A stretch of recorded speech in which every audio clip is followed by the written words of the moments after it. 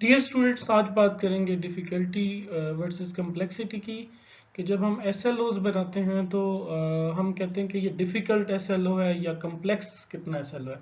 اسی طرح ہم ٹیسٹ کا جو آئٹم بناتے ہیں تو ہم کہتے ہیں کہ یہ ڈیفیکلٹ آئٹم ہے یا کمپلیکس آئٹم ہے.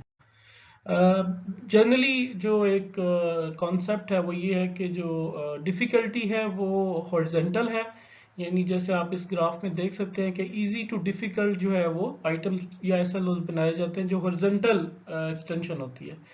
جو کمپلیکسٹی ہے وہ ورٹیکل ہے، جیسے less complex to more complex, یعنی سٹیپس ہیں اپر سائڈ پہ.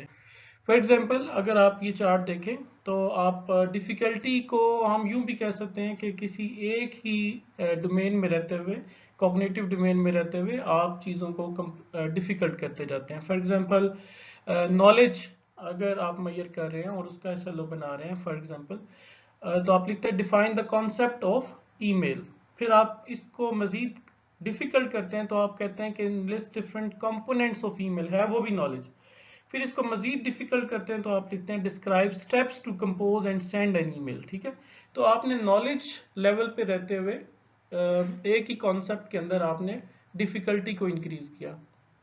اچھا، اگر آپ کوگنیٹو لیولز میں آپ اوپر جائیں گے تو for example S L O آپ کمپریہنشن کا لکھ رہے ہیں یا اپلیکیشن کا لکھ رہے ہیں تو اس کا مطلب ہے کہ آپ کمپلیکسٹی جو ہے نا انکریز کر رہے ہیں. فار ایگزامپل اگر کانسیپٹ تھا کہ ای میل کے حوالے سے تو کمپریہنشن میں آپ انڈرسٹینڈنگ دا یوزیج آف ای میل، اور اپلیکیشن میں آپ کمپوز اور سینڈ ای میل کر رہے ہیں. اور اسی طرح انالیسز میں relationship between different elements of email, پھر سینتھسز اور پھر ویلیویشن. تو کانسیپٹ ڈیفیکلٹی کا یہ ہے کہ سیم جو ڈومین میں رہتے ہوئے آپ چیزوں کو ڈیفیکلٹ کرتے جاتے ہیں.